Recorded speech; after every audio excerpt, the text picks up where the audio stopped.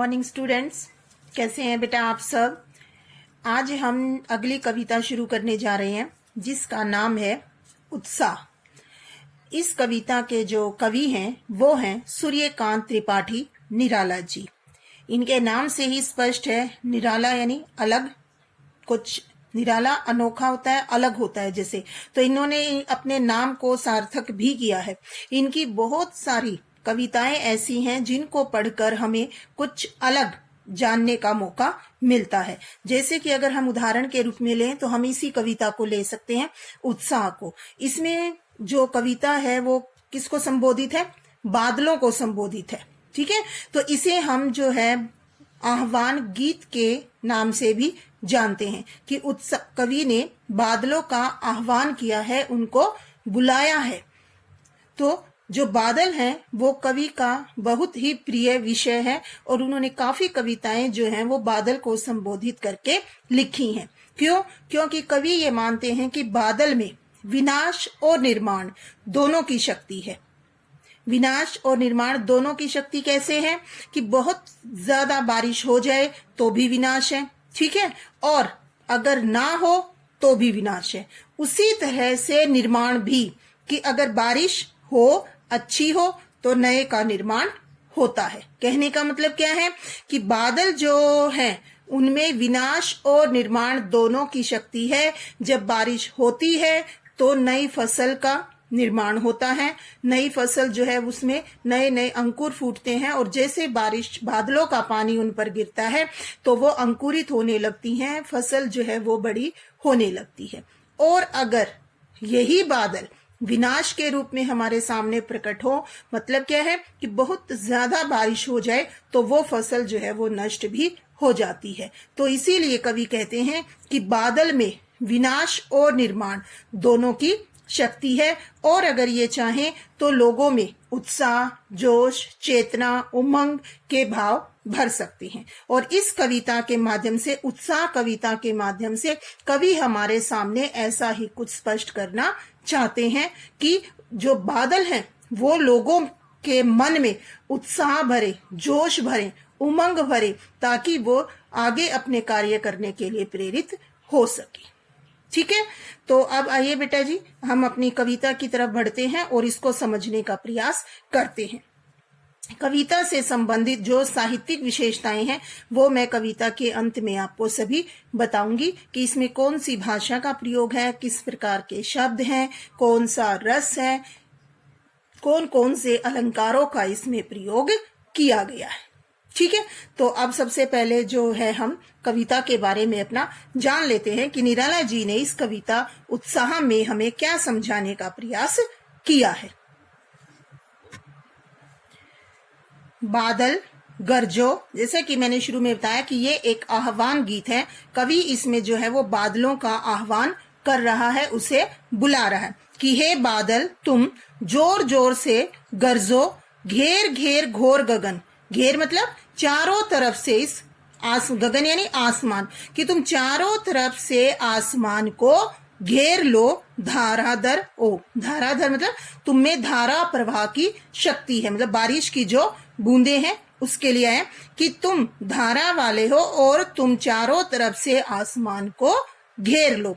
ललित ललित काले घुंघराले, ललित से अर्थ यहाँ है सुंदर, कि जो काले घुंघराले मतलब बादलों के लिए आया है कि वो काले हैं, घुंघराले हैं। जैसे अभी मैंने ऊपर आपको तस्वीर दिखाई है उसमें हमने देखा है कि बादल की तस्वीर कैसे बनी हुई है, तो उसमें वो कहते हैं कि बादल जो हैं वो सुंदर सुंदर और काले हैं और घुंघराले हैं। बाल कल्पना कैसे पाले, वो किसके समान हमें दिखाई दे रहे हैं बादल?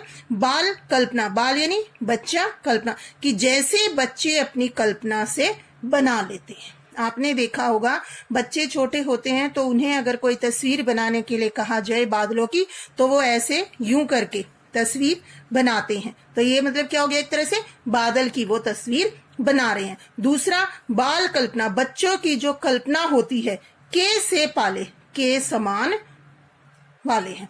जो बादल हैं वो किसके समान है? बच्चों की कल्पना के समान है। विद्युत छवि उर्मे, उर यानी हृदय, मन, और उनके मन में विद्युत बिजली, छवि परछाई, उनके हृदय में बिजली की परछाई है। ठीक है, कवि नवजीवन वाले, और कवि उसको क्या मानते हैं? नया जीवन देने वाले, कि बादलों में विद्युत बिजली की शक्ति छिपी हुई है और वो जो है नया जीवन देने वाली है। वज्र छिपा, वज्र कठोर के लिए आता है, भीषण भयंकर के लिए भी आता है।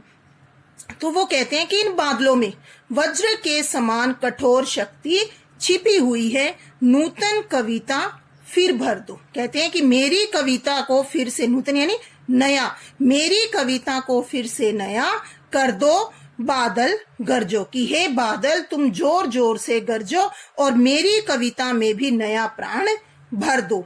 विकल विकल उन्मन थे उन्मन, अब विकल का अर्थ यहाँ पे है व्याकुल बेचैन, उन्मन अनमना, अनमना जैसे कहीं मन न लगना।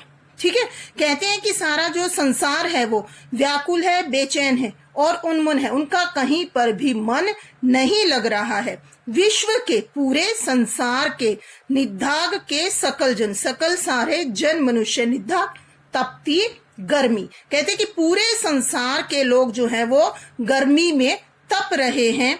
आए अज्ञात दिशा से अनंत के घन, घन बादल, अनंत जिसका अंत न हो, अज्ञात जिस दिशा के बारे में पता न हो, न जाने कौन सी अज्ञात दिशा से अब वो कभी खत्म न होने वाले बादल आ गए हैं। तप्त धरा, धरा यानी भूमि, धरती, धरती जो है वो भी तप रही है, मतलब बहुत ज्यादा गर्मी है।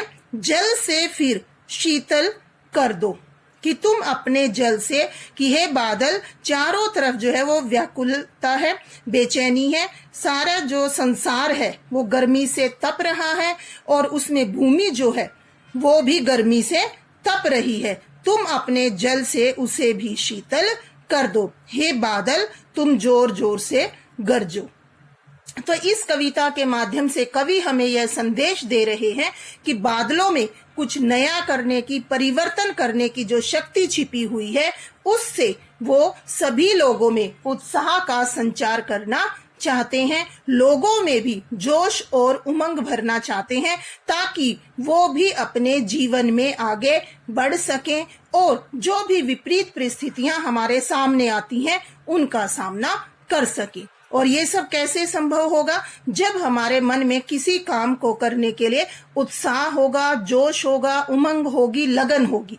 तो ये सारी चीजें जो हैं वो हमारे सामने निराला जी बादल का उदाहरण देकर हमारे सामने स्पष्ट कर रहे हैं कि जिस तरह से बादलों में नया जीवन, निर्माण और विध्वंस, विध्वंस यानी नष्ट करना, समाप्त कर देना, खत्म कर देना, इन सब की शक्ति छिपी हुई है, उसी तरह से अगर हम अपने जीवन में आने वाली समस्याओं से लड़ते हैं, विपरीत परिस्थितियों का सामना करते हैं, तो हमें जीवन में सफलता जरूर मिलती है। तो इसीलिए बादल जो है वो निर्माण और विनाश दोनों का ही प्रतीक बनकर हमारे सामने आए हैं।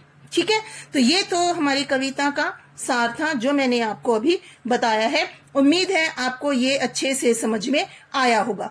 अब मैं आपको इसमें आने वाले अलंकार, भाषा, रस, इनके बारे में जानकारी दूंगी। तो देखिए, अब जो है सबसे पहले मैं आपको इसमें अलंकार बताऊंगी कि इसमें किस पंक्ति में कौन सा अलंकार है। सबसे पहले देखिए, घेर घेर घोर, इसमें आपका कौन सा अलंकार है? अनुप्रास अलंकार है। ठीक है, तो इसमें क्या आएगा हमारा? अनुप्रास अलंकार। इसके बाद दूसरा घेर घेर, एक शब्द दो बार आया है, दोनों बार एक जैसा अर्थ दे रहा है, तो वहां पर हमारा पुनरुक्ति प्रकाश अलंकार होता है। इसी तरह से ललित ललित, यहाँ पर भी एक शब्द दो बार आ रहा है, लेकिन इनका अर्थ जो है वो एक ही है। ललित का अर्थ यहाँ पे सुंदर, बादलों के लिए हुआ है, तो सुंदर सुंदर काले घुंघराले बादल। तो यहाँ पर ललित ललित में भी कौन सा अलंकार है? पुनरुक्ति प्रकाश अलंकार। इसी तरह से विकल विकल, इसमें भी पुनरुक्ति प्रकाश अलंकार है। दोनों का एक ही अर्थ है, क्या? व्याकुल या बेचैन। तो यहाँ पर भी हमारा क्या है? पुनरुक्ति प्रकाश अलंकार। इसके बाद बादल गरजो, मतलब गरजने का काम, जैसे अगर हम कहें इंसान के लिए आता है ठीक है। तो इसमें बादलों को संबोधित किया गया है, उनको पुकारा गया है, उनको बुलाया गया है। तो इसमें कौन सा अलंकार है हमारा? मानवीकरण अलंकार। इसके बाद हमारा आता है बाल कल्पना कैसे पाले, बच्चे की कल्पना के समान सुंदर पाले बादल। ठीक है। तो बाल कल्पना कैसे पाले, बालक की कल्पना के समान। तो यहाँ पे कौन सा अलंकार है हमारा? उपमा अलंकार। ठीक है। तो ये तो था हमारा अलंकार जो हमें पता होना चाहिए। जैसे अगर हम देखें आए, अज्ञात, इसमें भी हमारा अनुप्रास अलंकार आ सकता है। इसके बाद दूसरा जो हम जानेंगे वो है हमारे इसमें भाषा के बारे में, कि इसमें कौन सी भाषा का प्रयोग किया गया है। तो इसमें जो सूर्यकांत त्रिपाठी निराला जी हैं, उनकी भाषा उत्साह कविता में खड़ी बोली है। इससे पहले वाली कविताओं में हमने जैसे पहली कविता है हमारी सूरदास के पद, उसमें हमने ब्रिज भाषा के बारे में पढ़ा।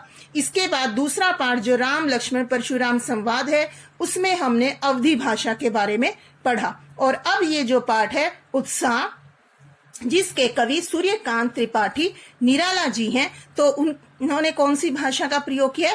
खड़ी बोली का। ठीक है। तो इसमें जो खड़ी बोली यानी हिंदी भाषा, तो इसमें खड़ी बोली का उन्होंने प्रयोग किया है। इसके बाद जो अगला हमारा आएगा कि इसमें कौन सा रस है और कौन सा इसमें गुण है, उसके बारे में अब मैं आपको बताऊंगी।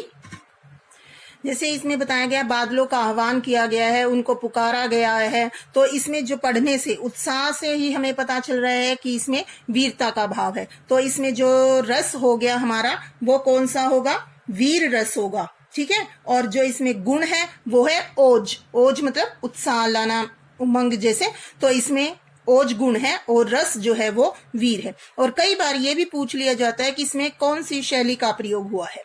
तो इसमें क्या है? संबोधन शैली, मतलब किसी को, जैसे कवि ने बादल को संबोधित करके ये कविता लिखी है, तो इसमें कौन सी शैली होगी? संबोधन शैली।